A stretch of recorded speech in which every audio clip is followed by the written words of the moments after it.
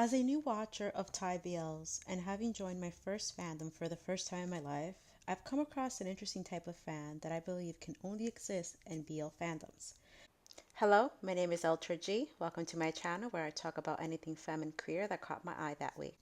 Today, we're going to talk about the interesting phenomenon that are toxic BL fans. And I'm going to focus specifically on Thai BL fans because my first and only bias are POOHPAVEL. However, this topic can apply to all flavors of BL, as the fan behavior is not unique to Thai BL but is more exaggerated in Asian boys' love areas. Of course, that is until the West catches up with the toxicity, and if the heated rivalry comments are any indication, we are definitely on our way there. Part 1. What are toxic fans? Toxic fans are actually quite varied and come in several levels. Level 1. This type of fan is one that just harasses their favorite actors online via the comment section. They're constantly checking up on them, constantly asking where the other pairing is, or are trying to always give out unwarranted advice. These fans tend to be delusional about the relationship status of the pairing. Even when explicitly told otherwise, they can be considered gray fans. Level 2. This type of fan is the type that sends out of pocket comments to the actors in order to gain their attention. These are the type that feel personally insulted when the actors act like human beings, and they're the ones that usually bully the actors into apologizing for things that aren't their fault. These can be considered black fans. Level 3.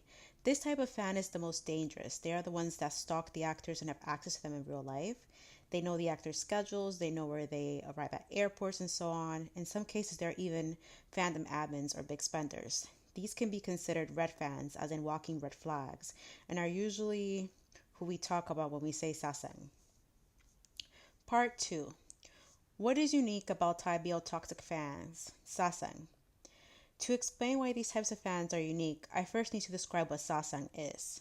Sasaeng is a South Korean term referring to an obsessive fan who invades the privacy of celebrities, particularly K-pop idols, through stalking and other intrusive behaviors.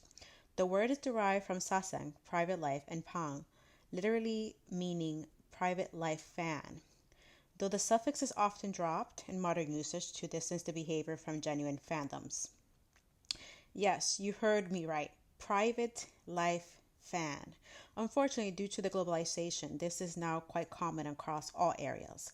Although it is, of course, more prominent in East Asia, particularly in areas where the fans actually spend money in order to interact with their favorite celebrities. And that relationship between the celebrity and the fan, where there's money exchange in return for interaction, means that a lot of lines that would usually not be blurred are being blurred. When you pay to have a fan call, when you pay to have special time with your favorite celebrity at a fan meeting, it can warp reality for many fans, making them believe they are closer to their faves than they actually are. And under capitalism, when you pay for something, you are socialized to believe that you have some power over what you paid for, and this translates even to people. So when these fans pay for an actor's time, they feel they own a part of them. And if they are a big spender, quote unquote a whale, you can see where the entitlement might come from. It doesn't make it any better that Thai BL companies heavily rely on these big spenders, many of whom come from China, so they are unwilling to reprimand them for their bad behaviors and many times let their actors be abused or humiliated by these types of fans. You might be wondering where these people with audacity come from. Although the financial support is a contributing factor, boys' love history as a whole plays a much larger part in why these fans feel so entitled to them. Part 3. From liberation to fetishization. Boys' love was created by women for women, making it a feminine space where women could experience romance without being involved at all.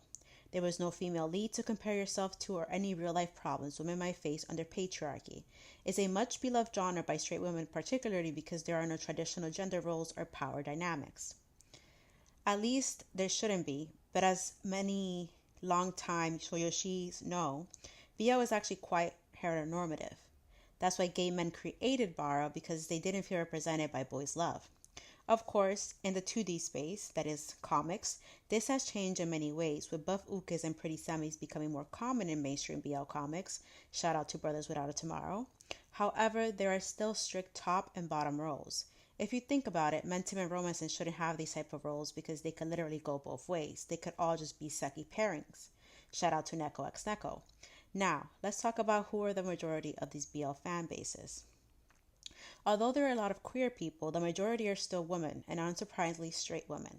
As for the Thai BL actors, historically a lot of them were unsurprisingly straight, with this changing a bit in the last few years, but still holding relatively true due to discrimination by production companies and or fans. Yes, the fans prefer straight actors over actual members of the community because it's not about representation, it's about fulfilling a fantasy.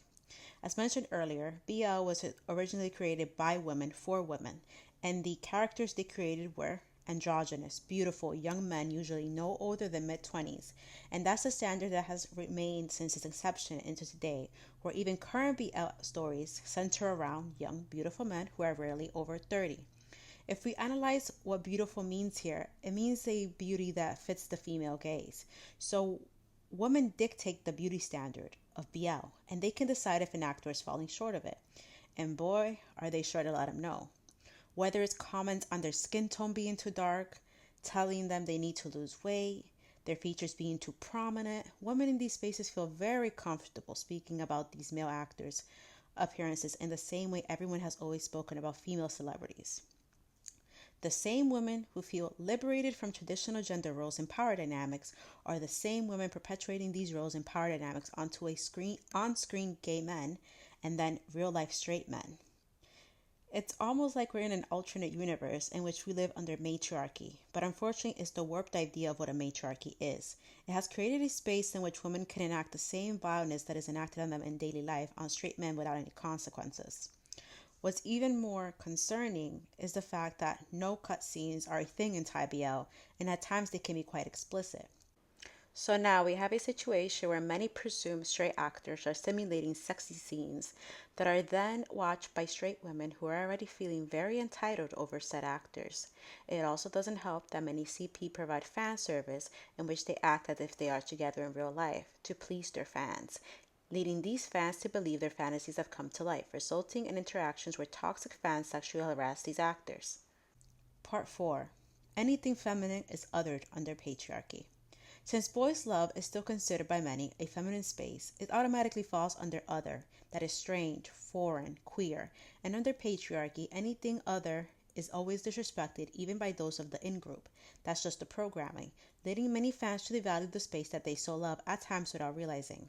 Their comments on their favorite actor's appearance, the constant unsolicited advice, and inappropriate behavior slowly degrades a space where many felt joy, and this internalized misogyny is most apparent when fans are angry at BL actors that reappear dressed in more feminine attire. These actors look so lovely and don't deserve the hate they got, particularly in a space that's queer to begin with. But what was more sad was the silent messages that feminine attire is embarrassing, is the worst thing to wear, that only women wear that.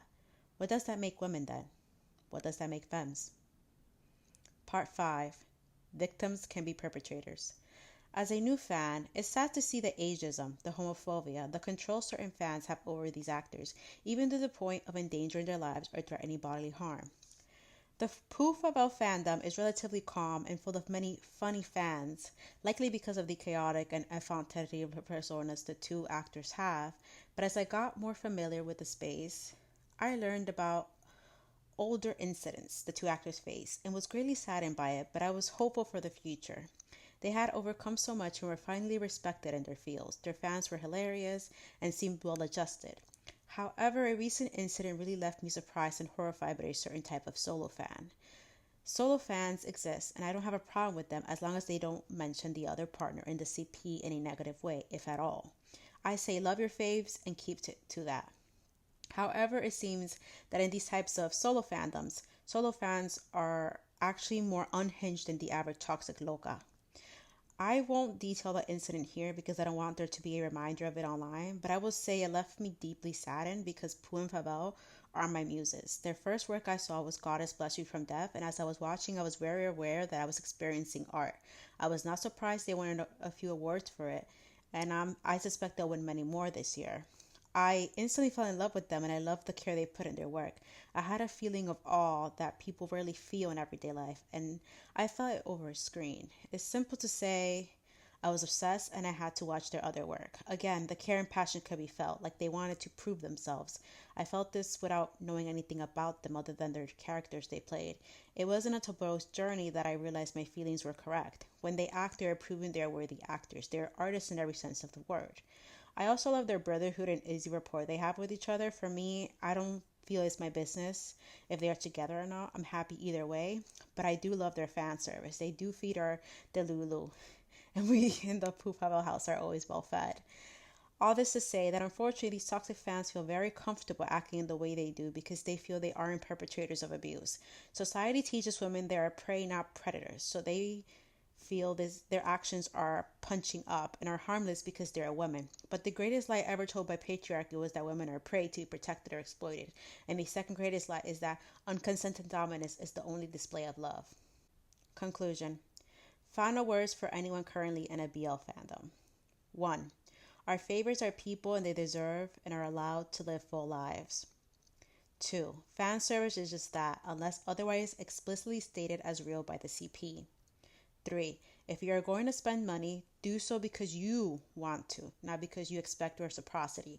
They don't know you. This is a one-sided relationship, and that's okay. 4. Think before you post. A lot of us have societal training that if we take time to think on it, we don't actually believe in. But also, if you have nothing nice to type, don't type it at all. 5. Learn to differentiate between what's appropriate online and offline. Meh, mommy, and 2.9-year-old baby to describe a 29-year-old grown man is an online fandom thing and is not translatable to real life, unless it is during appropriate spaces like fan meets, etc. Anywhere else, it's weird and wild to say. And lastly, if you love your faves, love them because of the experience their work gave you. And make sure to also live your lives because we only have one. Thank you for sticking around this long. Let me know if you agree or disagree with anything I said. I'm curious to know how other people have experienced these fandoms, and I'll see you in the next video.